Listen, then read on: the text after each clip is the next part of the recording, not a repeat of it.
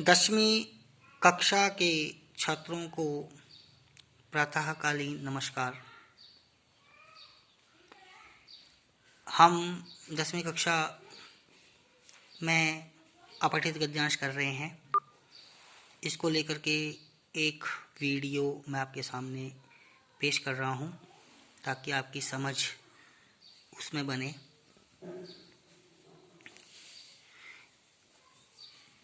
अपठित गद्यांश छात्रों की समझ को परखने का साधन होता है। आपकी भाषा में कितनी पकड़ है, पहले से आप कितना अंडरस्टैंड कर पा रहे हैं और उसको आप कितना समझ पा रहे हैं, इसको लेकर के एक गद्यांश दिया होता है। संस्कृत में भी, हिंदी में भी, अंग्रेजी में भी। और उस पहरे के बाद नीचे कुछ एक प्रश्न दिए होते हैं जिनको छात्रों को करना पड़ता है। बहुत से छात्र केवल मात्र अक्षरों से अक्षरों को मिलाते हैं और उत्तर लिख देते हैं। तो ये बहुत ही आसान होता है, ऐसा नहीं करना है। इसको लेकर के मैं आपके सामने एक पहरा आपके सामने लेकर आया हूँ 10वीं कक्षा के छात्रों के लिए।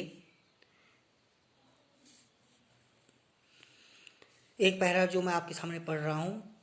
एकदः राजकुमारः सिद्धार्थः विहाराय उद्यानं गतवान् सहसा सक्रंदन ध्वनिम् अशृणोत्।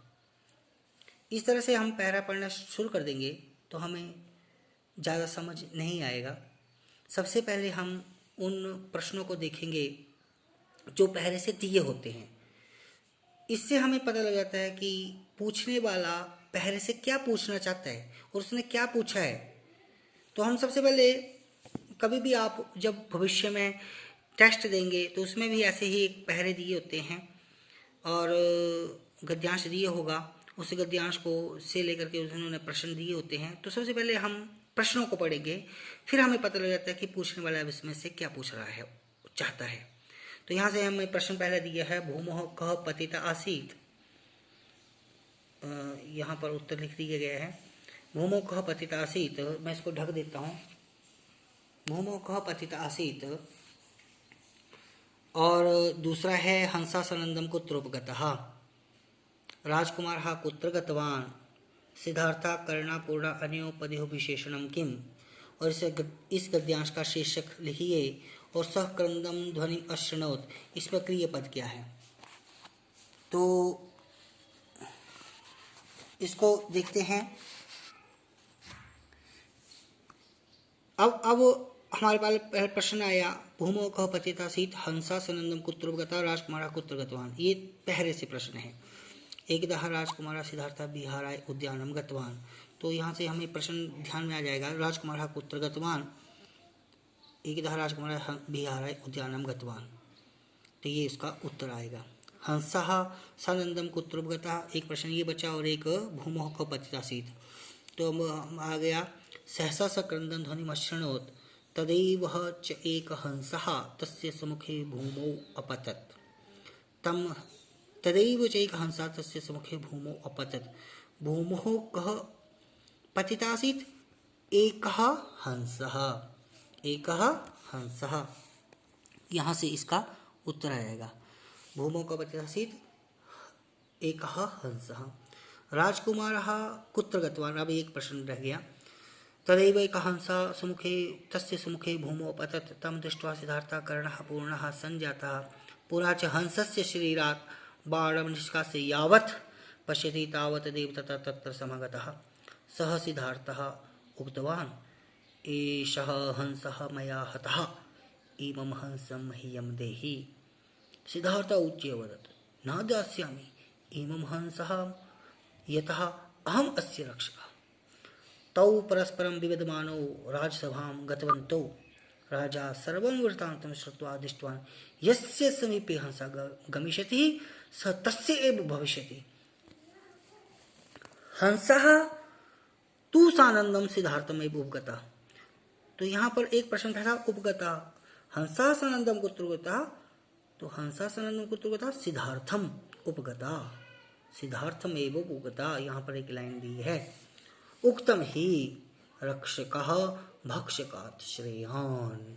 इस तरह से हमें अगर हम पढ़ते हैं तो दिया होता है, यहाँ पर प्रश्न भी दिए, तो एक पद में उत्तर दीजिए। भूमो क पतितासीत हंसा,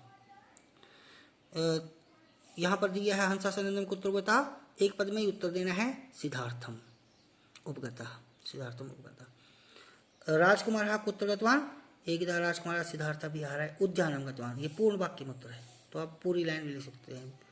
विहाराय ना भी लिखेंगे तब भी चलेगा, एकदा राजकुमार सिद्धार्थ उद्यानम गतवान या विहाराय उद्यानम गतवान भी लिख देंगे तब। अब इसके बाद आता है सिद्धार्थ करुणापूर्ण अन्यो पदयो विशेषणम किम, तो विशेषण होता है जो किसी चीज की विशेषता को बताता है। जिस चीज की विशेषता बताई जाएगी वो विशेष्य होगा, और जो विशेषता बताता है शब्द वो विशेषण होता है। तो यहाँ पर पूछा है विशेषण, जैसे काली बिल्ली, तो इसमें काली शब्द बिल्ली की विशेषता प्रकट कर रहा होगा, तो काली शब्द बिल्ली की विशेषता प्रकट कर रहा है। मोटी बिल्ली, तो मोटी शब्द जो है वो विशेषण है। तो यहाँ पर आ गया सिद्धार्थ करुणापूर्ण अन्योपदि विशेषण, तो करुणापूर्ण सिद्धार्थ, तो करुणापूर्ण शब्द जो है वो विशेषण है। करुणापूर्ण सिद्धार्थ विशेषण हुआ करुणापूर्ण। इस गद्यांश का शीर्षक, तो शीर्षक आप देख रहे हैं कि ये राजकुमार सिद्धार्थ के बारे में ही है, तो राजकुमार सिद्धार्थ इसके गद्यांश का विशेषण। अब आता है सकंदन ध्वनि अश्रृणोत, इसमें क्रियापद क्या है, क्रिया जिसमें किसी क्रिया का होना पाया जाता है, किसी काम का होना। अश्रृणोत, सकंदन ध्वनि अश्रृणोत, तो अश्रृणोत इसमें क्रियापद होगा। इस तरीके से आप बाकी के पहरे भी इस तरीके से करेंगे, तो आशा ही नहीं बल्कि मुझे पूरा विश्वास है कि आप अब इस तरीके से करने से आप सफल होंगे। धन्यवाद।